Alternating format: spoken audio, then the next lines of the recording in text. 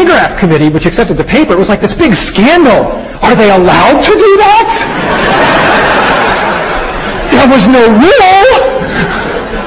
So we published the paper, and amazingly, since then, there's a tradition of SIGGRAPH papers having colored figures on the first page.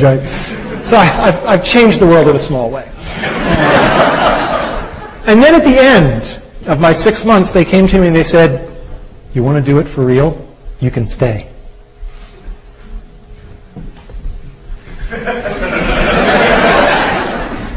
And I said no. One of the only times in my life I have surprised my father. He was like, "You what?" He said, "Since you were, all you wanted, and now they got it, and they're huh?" There was a bottle of Maalox in my desk drawer. Be careful what you wish for. It was a particularly stressful place. Imagineering in general is actually not so Maalox-laden, but the lab I was in, John left in the middle. It was a lot like the Soviet Union. It was a little dicey for a while. But it worked out okay. And if they had said, "Stay here or never walk in the building again," I would have done it. I would have walked away from tenure. I would have just done it. But they made it easy on me. They said, "You can have your cake and eat it too." And I basically become a day a week consultant for Imagineering, and I did that for about 10 years. And that's one of the reasons you should all become professors. Because you can have your cake and eat it too. Okay? I went on and consulted on things like Disney Quest, so there was the Virtual Jungle Cruise, and the best interactive experience, I think, ever done, and Jesse Schell gets the credit for this, Pirates of the Caribbean. Wonderful at Disney Quest. And so those are my childhood dreams. And, that's pretty good. I felt good about that. So then the question becomes, how can I enable the childhood dreams of others? And again, boy, am I glad I became a professor. What better place to enable childhood dreams? Maybe working at EA, I don't know. That'd probably be a good close second. But,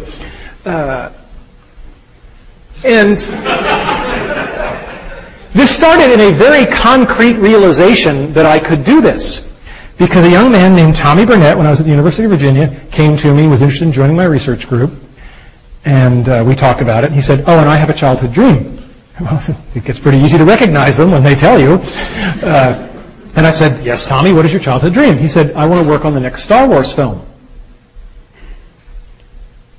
Now, you got to remember the timing on this. Where is Tommy? Tommy is here today. What year would this have been? Your sophomore year? Oh. It was around 1993. Are you breaking anything back there, young man? Okay, all right. So in 1993, and I said to Tommy, "They're probably not going to make those next movies."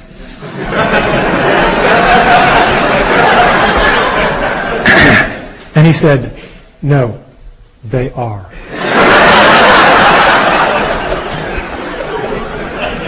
And Tommy worked with me for a number of years as an undergraduate and then as a staff member. And then when I moved to Carnegie Mellon, every single member of my team came from Virginia to Carnegie Mellon, except for Tommy, because he got a better offer. And he did indeed work on all 3 of those films. And then I said, well, that's nice, but, one at a time is kind of inefficient. And people who know me know that I'm an efficiency freak. So I said, can I do this in mass? Can I get people turned in such a way that they can be turned on to their childhood dreams? And I created a course. I came to Carnegie Mellon, and I created a course called Building Virtual Worlds. It's a very simple course. How many people have ever been to any of the shows? Okay, so some of you have an idea. For those of you who don't, the course is very simple. There are 50 students drawn from all the different departments of the university. There are randomly chosen teams, 4 people per team, and they change every project. A project only lasts 2 weeks, so you do something, you make something, you show something, then I shuffle the teams, you get 3 new playmates, and you do it again. And it's every 2 weeks, and so you do 5 projects during the semester.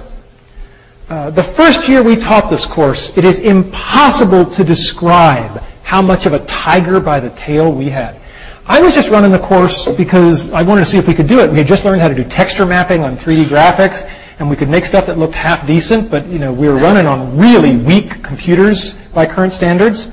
But I said, I'll give it a try. And at my new university, I made a couple of phone calls, and I said, I want to cross-list this course to get all these other people. And within 24 hours, it was cross-listed in 5 departments. I love this university. I mean, it's the most amazing place. And I said, and the kids said, well, what content do we make? I said, hell, I don't know. You make whatever you want. 2 rules. no shooting violence and no pornography. Not because I'm opposed to those in particular, but, that's been done with VR, right? And you'd be amazed how many 19-year-old boys are completely out of ideas when you take those off the table.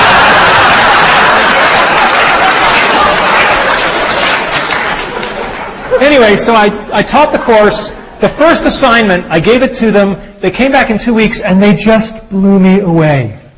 I mean, the work was so beyond, literally, my imagination. Because I'd copied the process from Imagineering's VR lab, but I had no idea what they could or couldn't do with it as undergraduates and because their tools were weaker. And they came back in the first assignment, and they did something that was so spectacular that I literally did 10 years as a professor, and I had no idea what to do next. So I called up my mentor. I called up Andy Van Dam. And I said, Andy, I just gave a 2-week assignment, and they came back and did stuff that if I'd given them a whole semester, I would have given them all A's. Sensei, what do I do? And Andy thought for a minute, and he said, you go back into class tomorrow, and you look them in the eye, and you say, guys, that was pretty good, but I know you can do better. And that was exactly the right advice, because what he said was, you obviously don't know where the bar should be, and you're only going to do them a disservice by putting it anywhere. And boy, was that good advice, because they just kept going. And during that semester, it became this underground thing. I'd walk into a class with 50 students in it, and there were 95 people in the room. Because it was the day we were showing work. And people's roommates and friends and parents. I've never had parents come to class before. It was flattering and somewhat scary. And so it snowballed, and we had this bizarre thing of, we got to share this. If there's anything I've been raised to do, it's to share. And I said, we got to show this at the end of the semester. We got to have a big show. And we booked this room, Economy. I have a lot of good memories in this room. And we booked it not because we thought we could fill it, but because it had the only AV setup that would work. Because this was a zoo. Right, computers and everything. And then we filled it. And we more than filled it. We had people standing in the aisle. I will never forget the dean at the time, Jim Morris, was sitting on the stage right about there. We had to kind of scoot him out of the way. And the energy in the room was like nothing I had ever experienced before. And President Cohen, Jerry Cohen, was there, and he sensed the same thing. He later described it as like an Ohio State football pep rally, except for academics. And he came over and he asked exactly the right question. He said, before you start, he said, I got to know, where are these people from? He said, the audience. What departments are they from? And we polled them, and it was all the departments. And I felt very good because I had just come to campus, he had just come to campus, and my new boss had seen in a very corporal way that this is the university that puts everybody together. And that made me feel just tremendous. So we did this campus-wide exhibition. People perform down here. They're in costume, and we project just like this, and you can see what's going on. You can see what they're seeing in the head mount. There's a lot of big props. So there's a guy whitewater rafting. This is Ben and E.T. And yes, I did tell them if they didn't do the shot of the kids biking across the moon, I would fail him. That is a true story.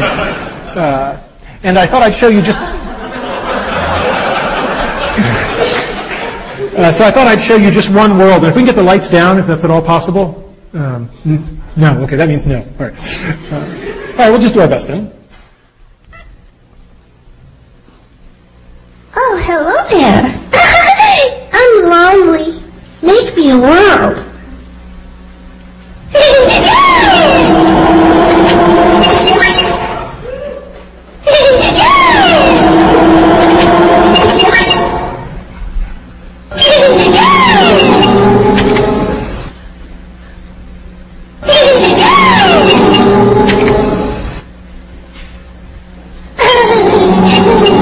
some trees.